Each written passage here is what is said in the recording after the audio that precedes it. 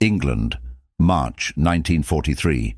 Rain pelted the aluminum skin of the P-47 Thunderbolts lined up on the muddy airfield at RAF Boxted. Technical Sergeant David Merrick stood beneath the open canopy of aircraft number 226, his rain-soaked maintenance clipboard pressed against his chest as Captain William Foster explained what had happened. She was flying perfectly. Merrick, 20,000 feet. Clear skies, not a problem in the world. Then the instrument panel sparked just once. Next thing, the engine cut out completely. No warning. Foster's face was still pale, the memory of his emergency landing at Manston Airfield just hours earlier etched into the tight lines around his eyes. Merrick nodded, water dripping from his service cap as he studied the massive aircraft. The Republic P-47 Thunderbolt was the heaviest single-engine fighter of the war, a 7-ton beast powered by a 2,000-horsepower Pratt & Whitney R2800 double Wasp engine. Pilots called it the Jug for its massive, bulbous fuselage. It was built to be nearly indestructible, but they were losing them. Not to enemy fire, but to something more insidious. "Captain Foster was the third this week, sir," Merrick reported to Major Hayes later that evening in the maintenance hangar. Bare bulbs cast harsh shadows across the partially dismantled P-47. "That makes 7 aircraft in the past month, all with the same pattern. Electrical surge, followed by complete engine failure." Major Hayes paced the concrete floor, his footsteps echoing in the cavernous space. "And the 56th Fighter Group can't afford to lose any more pilots or planes to mechanical failure, Sergeant, especially not when we're finally pushing deeper into German airspace." Merrick ran his hand along the complex wiring harness he'd extracted from behind the instrument panel. "There's something else, sir. 3 of those planes exploded mid-air. The pilots never had a chance to radio what happened." The hangar fell silent, except for the distant rumble of aircraft returning from the evening patrol. Both men knew what wasn't being said. With each P-47 costing over $85,000 and requiring 6 months to manufacture, every loss was catastrophic. But the human cost, the pilots who never returned, was immeasurable. "Find out what's causing this, Sergeant. I don't care what resources you need. Just fix it before we lose more men." Merrick nodded, already cataloguing the components he would need to examine. Before joining the Army Air Forces, he had spent 6 years as an electrical engineer at General Electric. If anyone could solve this deadly puzzle, it was him. What he didn't know was that he had precisely 9 days to find a solution. 9 days before the 56th Fighter Group would launch Operation Cerberus, escorting bombers deeper into German territory than ever before. 9 days before 24 more P-47s would face the same mysterious electrical failure at 30,000 feet, far beyond the reach of any emergency landing strip. He turned back to the disassembled aircraft, the scent of fuel, oil, and ozone filling his nostrils. Somewhere in this maze of wires and connections lay the answer, and Technical Sergeant David Merrick intended to find it. The maintenance hangar transformed into Merrick's personal laboratory over the next 3 days. Wooden tables lined the east wall, covered with electrical components harvested from the damaged P-47s. Circuit diagrams and technical manuals formed precarious stacks beside his makeshift workbench. Sleep came in short bursts, often while sitting upright in a hard wooden chair, a soldering iron cooling beside him.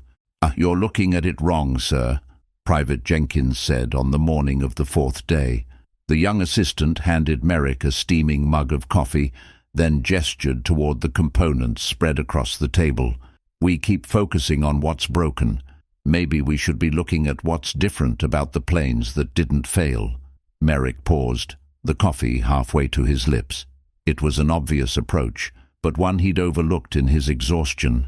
"Get me the maintenance records for every P-47 in the group, and find the field modifications list from Republic aircraft."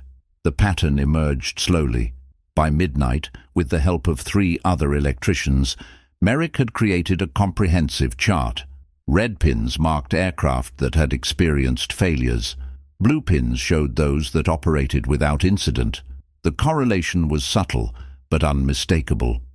"It's the supercharger intercooler system," he announced to his bleary-eyed team. "Look at the wiring diagrams. Republic made a change to the electrical relays controlling the supercharger on aircraft delivered after January, but our older aircraft were retrofitted in the field." Sergeant Wilson, a gruff maintenance chief with 20 years of experience, squinted at the diagrams. "The relay configuration is identical in both versions." "Not the configuration. The grounding." Merrick pointed to a seemingly innocuous notation on the retrofit instructions. "Republic's factory-installed units have a dedicated grounding wire that runs directly to the firewall. The field modification instructions have the ground sharing a junction with the radio equipment." Wilson still looked skeptical. "That's standard practice. Shouldn't cause any problems." "It shouldn't," Merrick agreed. "But look at our flight logs. Every failure occurred between 20 and 30,000 feet, during or immediately after radio transmissions." The room fell silent as the implications sank in. At high altitudes, the air was thinner, providing less insulation against electrical arcs. When pilots keyed their radios for transmission, the power surge followed the shared ground, creating a feedback loop through the supercharger control system. "But why the explosions?" Jenkins asked. Merrick led them to the partially disassembled P-47 in the center of the hangar. "The Thunderbolt's fuel injection system is electrically controlled. When the surge hits, it either cuts fuel entirely, leading to engine failure, or worse, it floods the system, vaporizing fuel in the superheated air intake." The team gathered around the massive R-2800 engine, each man mentally tracing the electrical pathways that could turn this marvel of engineering into a death trap. What made the P-47 so powerful, its turbocharged engine that maintained full power at high altitudes, had become its greatest vulnerability. "Can we replace the wiring harnesses?" Wilson asked. Merrick shook his head. "Not before Operation Cerberus. We don't have the parts or the time." "Then what do we do?" Jenkins voiced the question hanging in the air. Merrick stared at the complex weave of wires snaking through the aircraft's frame, his mind calculating possibilities and eliminating options. "I have an idea," he said finally, "but it breaks every rule in the technical manual." Technical Sergeant Merrick's idea materialized on his workbench at 300 hours. Sleep-deprived and running on nothing but coffee and determination, he had created a crude device that resembled a small metal box with 3 wire leads protruding from one end. Inside was a configuration of capacitors, resistors, and a small transformer he'd salvaged from damaged radio equipment. "This is your solution?" Major Hayes asked skeptically the next morning, turning the device over in his hands. What exactly am I looking at, Sergeant?" "It's an isolation circuit, sir. Think of it as an electrical buffer." Merrick took the device and set it on the table beside a simplified diagram of the P-47's electrical system. "We install it between the radio ground and the supercharger control circuit. When the radio transmits, any power surge gets absorbed by the capacitors instead of feeding back into the engine control systems." Major Hayes frowned. "Sir, and why isn't this standard equipment?" Merrick hesitated. "Because it's not in the technical specifications, sir. This is, well, it's essentially a field hack. The design manuals expressly forbid unauthorized modifications to aircraft electrical systems." "So you're asking me to authorize an untested modification to multi-million-dollar aircraft before a critical mission?" "Not untested, sir." Merrick led the Major to a small testing rig he'd assembled. "This simulates the electrical loads and atmospheric conditions at 30,000 feet. We've run 50 test cycles. The isolation circuit prevents feedback every time." Hayes watched the demonstration, his expression unreadable. "The brass at right field would have my wings for this, Sergeant." "With respect, sir, They'll have more than that if we lose another squadron of P-47s and their pilots. The silence stretched between them, broken only by the distant sound of aircraft engines being run up on the flight line. Finally, Hayes nodded. "How quickly can you modify the aircraft?" "That's the beauty of it, sir. The device installs in under 30 minutes per aircraft. No major disassembly required. We can complete the entire fighter group in 3 days with the team I have." "You have 2 days, Sergeant, and I want a volunteer pilot to test it before I risk the entire group." Word spread quickly through the 56th Fighter Group. The pilots, already wary of the mysterious failures, approached Merrick in the mess hall that evening. "Is it true you've figured out why the jugs are dropping out of the sky?" Captain Foster asked, sliding onto the bench across from Merrick. Merrick nodded cautiously. "We've identified the problem, and we have a potential solution." "Potential?" Another pilot joined them. "That's not exactly reassuring, Sergeant. It works on the bench," Merrick explained. "But we need to test it in actual flight conditions. High altitude, combat power settings, multiple radio transmissions."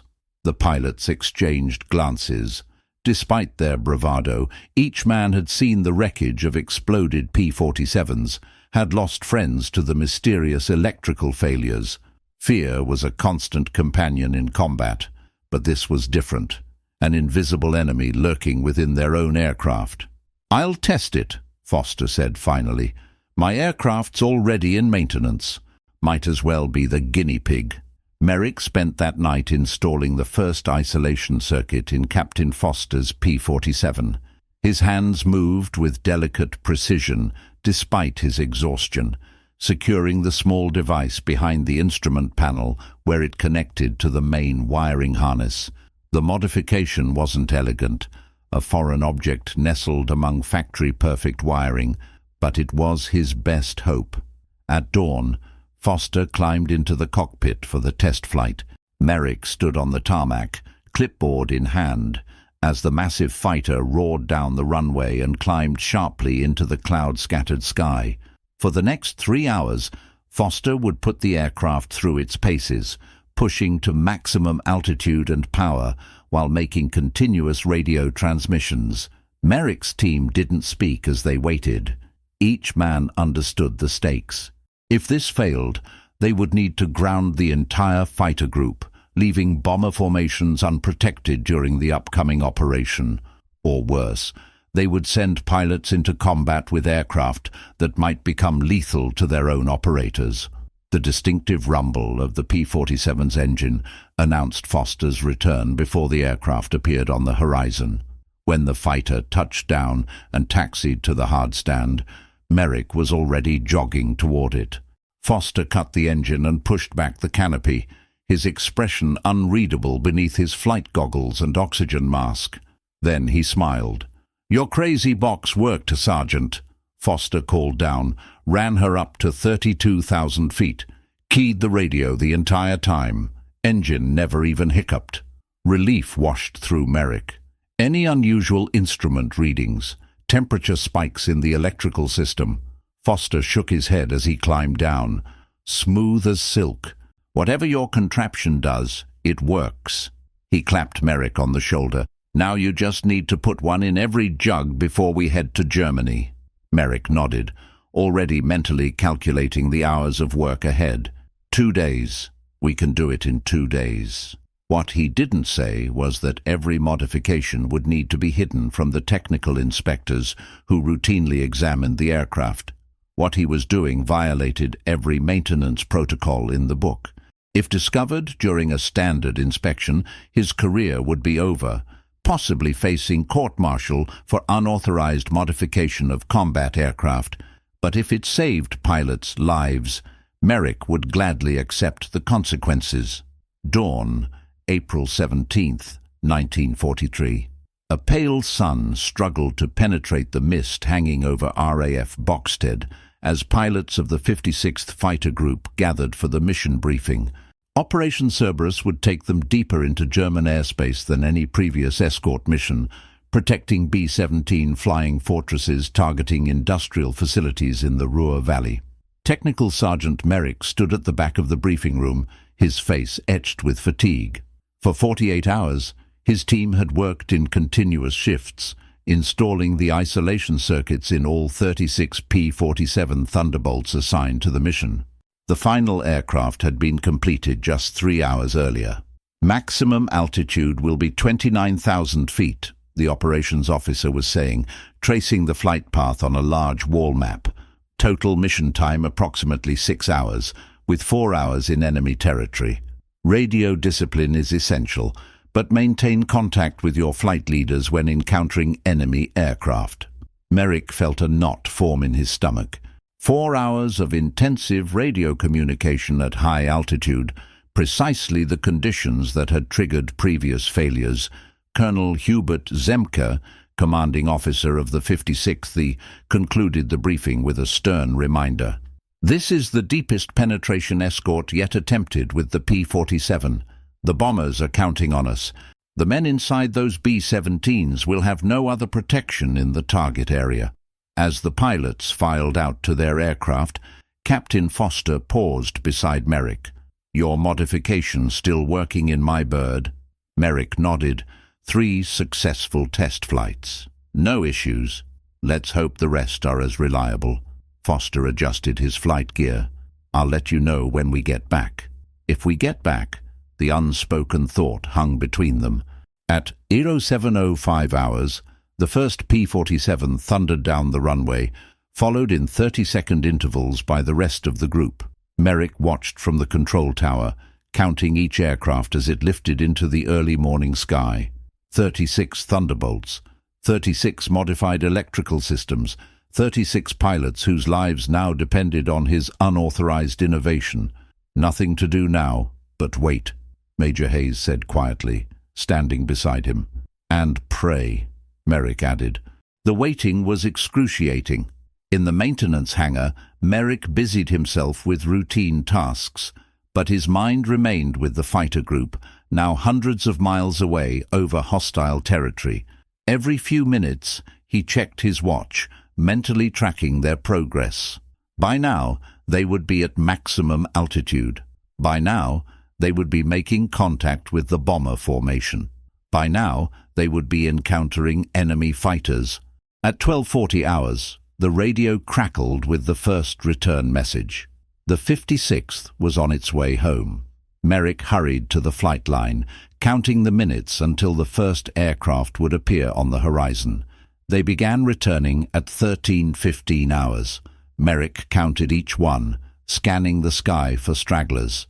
34, 35. He waited for the 36th, but the sky remained empty.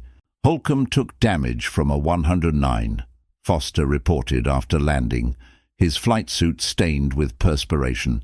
Had to divert to an RAF field near Dover. Mechanical, not electrical. Engine was smoking from a cannon hit. "The rest?" Merrick asked, hardly daring to hope. "Not a single electrical failure." Foster's exhausted face broke into a grin. "Whatever you did, it worked. We had heavy radio traffic the entire mission, maximum power settings during engagements, climbed to 31,000 feet chasing some 109s. The jugs performed perfectly." Word spread quickly. By evening, Colonel Zemke himself sought out Merrick in the maintenance hangar. "Major Hayes tells me you're responsible for fixing our electrical problem, Sergeant." Merrick stood at attention. "My team deserves the credit, sir. We identified the issue together."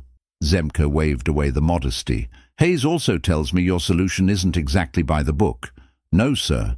It's not in any technical manual I've ever seen." The colonel studied him for a long moment. 16 B-17s made it home today that might not have without our escort. That's 160 men. Remember that if anyone gives you grief about breaking the rules, Sergeant—" "Yes, sir." "Now," Zemke continued, "how quickly can your team modify the rest of our aircraft? We have another mission in 3 days." Technical Sergeant Merrick's isolation circuit quickly became standard equipment on every P-47 Thunderbolt in the 56th Fighter Group. Over the next month, Not a single aircraft experienced the deadly electrical failure that had previously claimed 7 planes and 4 pilots. The modification remained their secret, an unauthorized but essential adaptation born of necessity. Then came the telegram from Wright Field. "They're sending an inspector," Major Hayes announced, standing in the doorway of the maintenance office where Merrick was completing paperwork. "Colonel James Andrews from the Technical Compliance Division.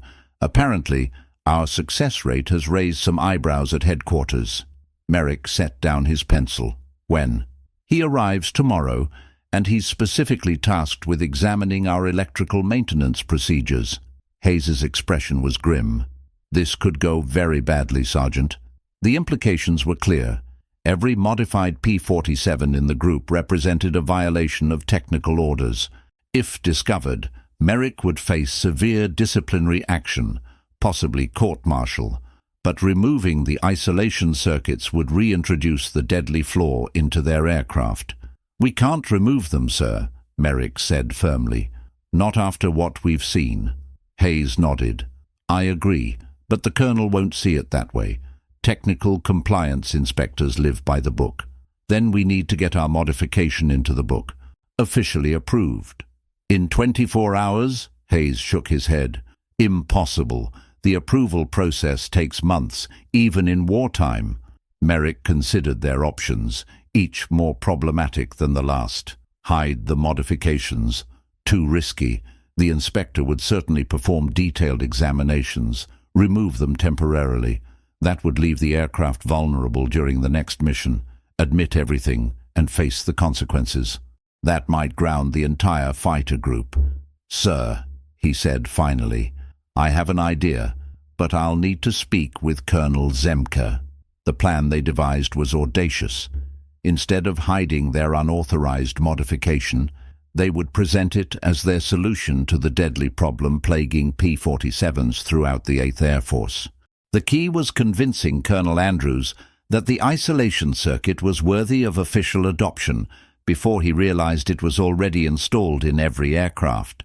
Colonel Andrews arrived precisely at 0800 hours the next day, a tall, austere figure in a perfectly pressed uniform. His reputation preceded him, a brilliant engineer with an uncompromising dedication to technical standards and procedures. "I understand your group has overcome the electrical failures affecting Thunderbolt squadrons across England," Andrews said after the initial pleasantries. "I'm here to determine if your methods should be implemented more widely." "We'd be honored to share our solution, Colonel," Zemke replied smoothly. "Technical Sergeant Merrick heads our electrical maintenance section. He'll show you everything." Merrick led Andrews to the maintenance hangar, where he had prepared a comprehensive presentation. Diagrams covered one wall, showing the electrical pathways that caused the failures. A test bench demonstrated the problem under simulated conditions, and prominently displayed on a separate table lay a single isolation circuit, gleaming under the hangar lights. "This is our proposed solution," Merrick explained, carefully emphasizing the word proposed. "An isolation circuit that prevents radio transmission feedback from affecting the supercharger control system." Andrews examined the device, his expression giving nothing away. "This isn't in any technical order I've seen, Sergeant." "No, sir. It's an original design based on our analysis of the failure mechanism." "And you're certain it would prevent these incidents?" Merrick chose his next words carefully. "We've conducted extensive bench testing, sir. The results are conclusive." "Bench testing isn't flight testing, Sergeant. With respect, Colonel, we lose pilots every week to this problem. The 56th has been fortunate so far, but other groups haven't been as lucky." Andrews set down the device and fixed Merrick with a penetrating stare. "Has this been installed in any aircraft, Sergeant?" The moment of truth. Merrick met the Colonel's gaze steadily.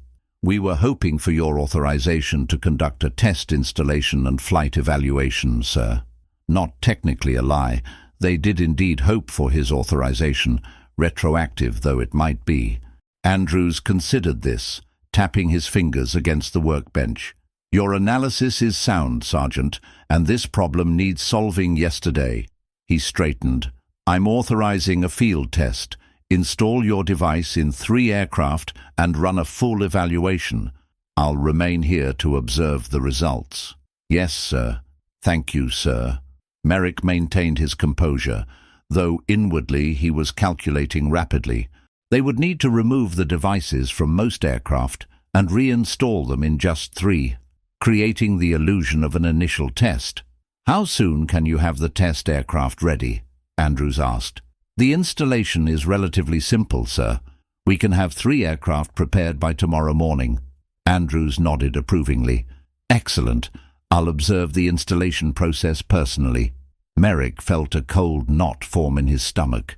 Having Andrews watch them install the devices would make it impossible to maintain the charade. The colonel would immediately notice that the wiring harnesses already showed signs of previous modification.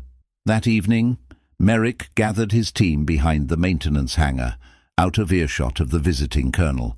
We need 3 completely unmodified P-47s by 600 tomorrow, he explained. Andrews will be watching us install the isolation circuits. Sergeant Wilson frowned. We'd need to swap engines with the replacement aircraft that arrived yesterday. They're the only ones without the modification. Then that's what we'll do. All night, if necessary. Through the darkness, working by flashlight when required, Merrick's team performed a minor miracle. They swapped engines and electrical systems from 3 newly arrived replacement P-47s into 3 operational aircraft, erasing all evidence of previous modifications. At 600 hours, Colonel Andrews watched as Merrick installed the first isolation circuit in what appeared to be a completely unmodified aircraft. His questions were technical and precise, but revealed nothing of his thoughts on the unauthorized device. The test flights proceeded at 0900 hours. 3 pilots, including Captain Foster, took the aircraft to maximum altitude and performed intensive radio communications while executing combat maneuvers. They returned 2 hours later with unanimous reports. The isolation circuits performed flawlessly. Andrews observed it all with clinical detachment. When the debriefing concluded, he finally rendered his judgment.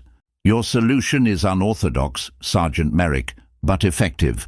He made several notations in his field book.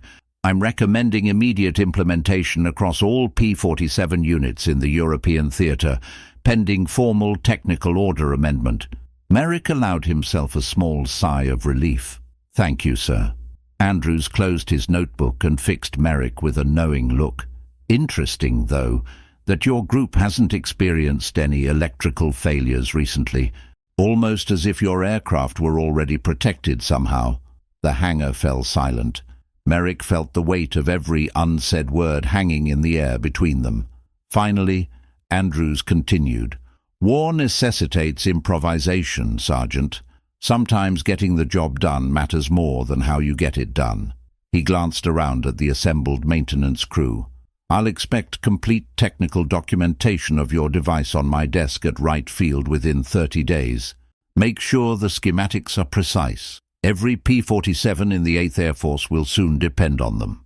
With that, Colonel Andrews departed, leaving Merrick and his team to process what had just happened.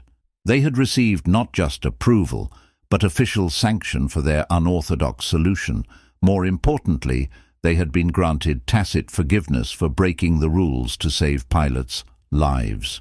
By autumn 1943, every P-47 Thunderbolt in the European theatre of operations had been retrofitted with Merrick's isolation circuit. Technical Order 0165BC271 made the modification official, with detailed installation procedures based on Merrick's documentation.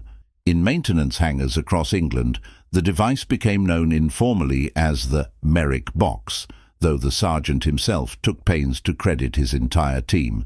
The deadly electrical failures ceased completely. As the massive fighters pushed deeper into German airspace, their pilots no longer feared their own aircraft as much as they feared the enemy. The modification had another, unexpected benefit. Radio communications improved significantly, with fewer instances of static and interference. October 14, 1943.